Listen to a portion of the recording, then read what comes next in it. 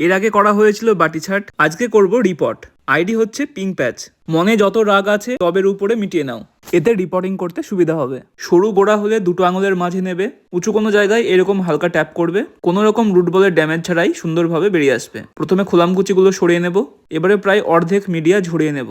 আগের মিডিয়া দেখো কতটা সুন্দর এবং ঝুরঝুরে, খুব সহজে হাত দিয়ে আলগা করে নেওয়া যাচ্ছে। রিপোর্টিং কি ম্যান্ডেটারি? করতেই হবে। গাছকে ভালো রাখতে বছরে একবার রিপোর্টিং করতে পারো। এখন করব রুট প্রুনিং, অতিরিক্ত শিকড়গুলোকে কেটে দেবো। ভয় করলে একদমই চলবে না।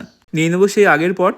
নিচে দেখো ঠিক কতগুলো ড্রেনেজ হোল রয়েছে, খোলামকুচি দিয়ে ড্রেনেজ হোলগুলো কভার করব। এরপর নিব বানিয়ে রাখা 1:2:1 মিডিয়া।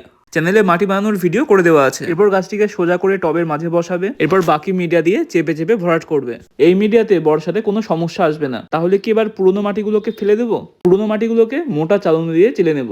এর সাথে কি কি মেশাবো পরে দেখাবো। আপাতত দেবো হিউমিক অ্যাসিড মিশ্রিত জল। আজ আসি, আবারও দেখা হচ্ছে কাল।